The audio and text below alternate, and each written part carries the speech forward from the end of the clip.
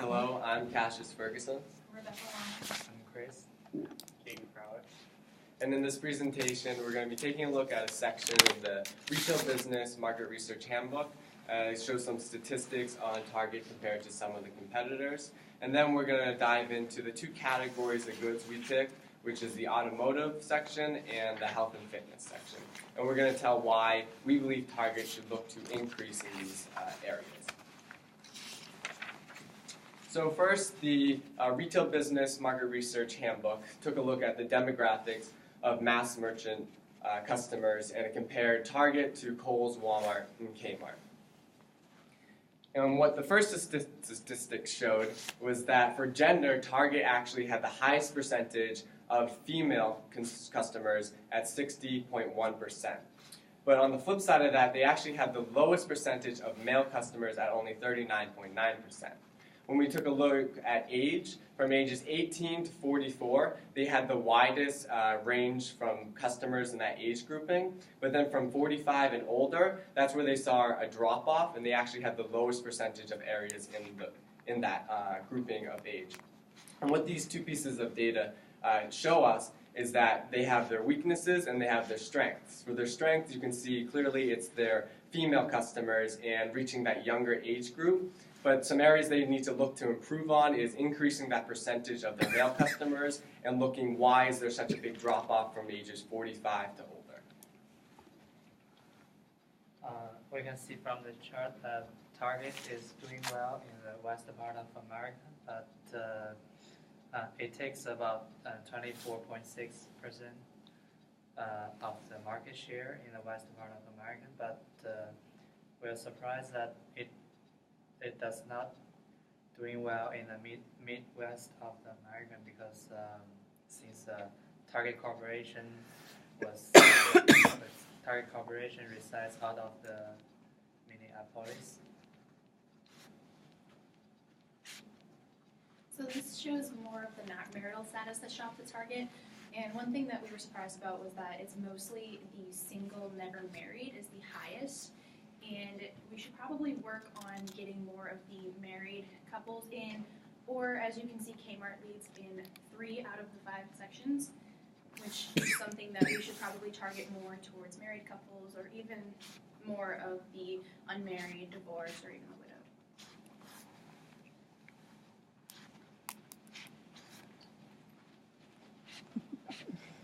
widowed. So Target is not leading in the household income compared to their competitors in the middle section with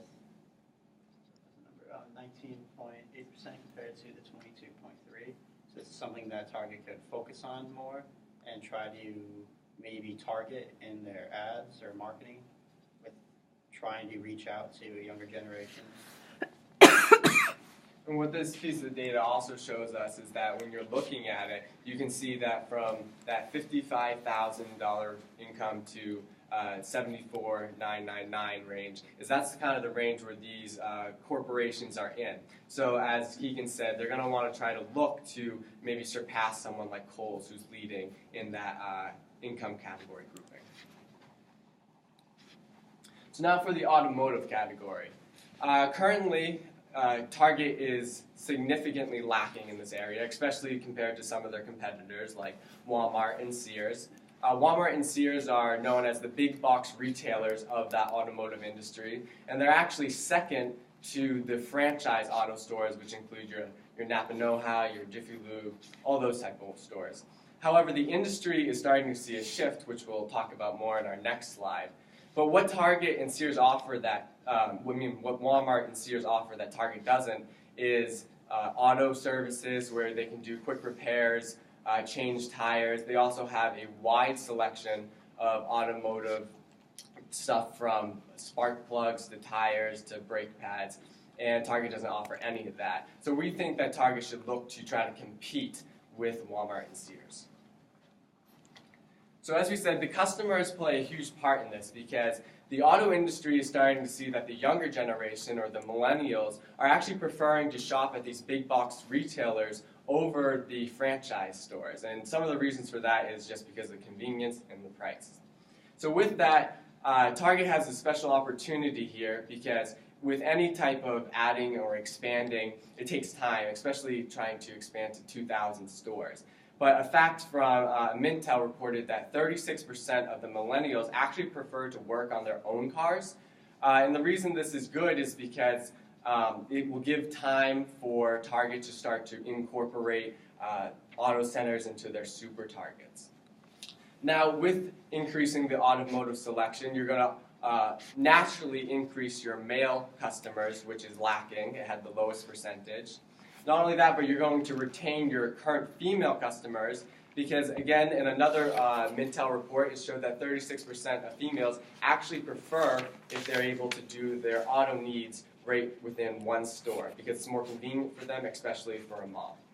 And as I had mentioned before, with convenience and price, even though right now franchise stores are the leading in terms of where people do their shopping, if a big box retailer is able to offer the customer a more convenience and a better price, they're always going to go with that big box retailer.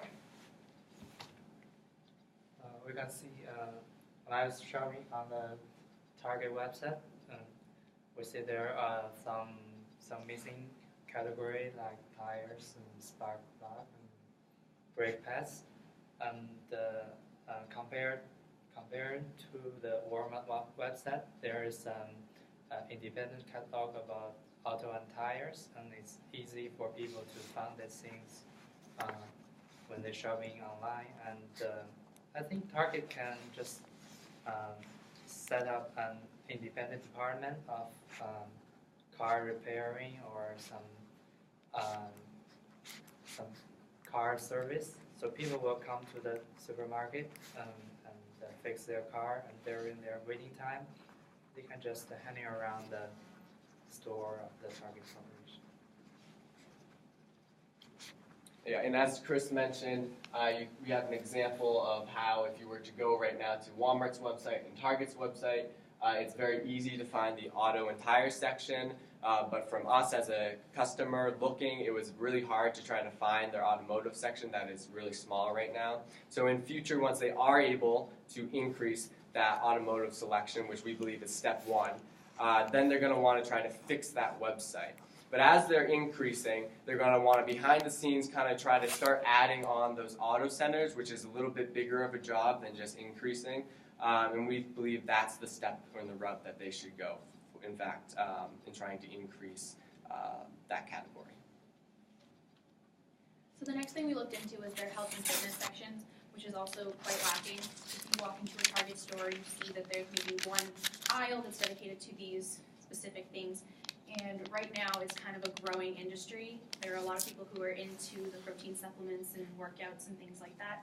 So something that Target could potentially work on is adding more of a selection, bringing in more different like protein bars, protein powders, whey proteins, amino acids, things like that, that people who shop at Target who also may be into those things won't have to go to an additional store and find those products. They can get it while they're there shopping.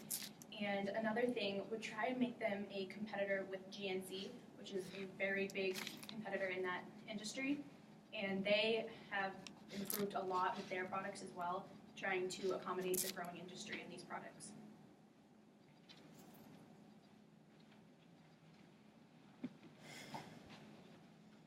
So when considering how to actually reach out and get into this industry of health and fitness, you have to consider how many people are, if it's worth it to even try, how many people are into this.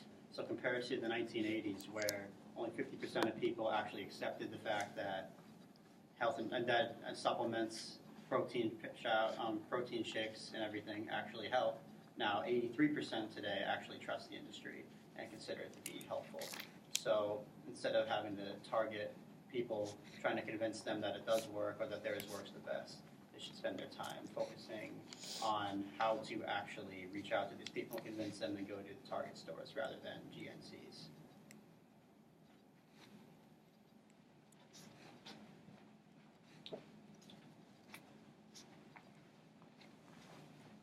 So eventually when they are able to reach out to everybody and everybody understands that their Target stores have all the supplements, all the workout equipment, everything that any person would need for health and fitness, then they need to increase their stock and maybe create a additional section in, for example, pharmacy or an entire section of their own with potential equipment, as well as more and more supplements to keep up with the GNCs and the other health stores that supply all these supplements to foods that you need on a day-to-day basis.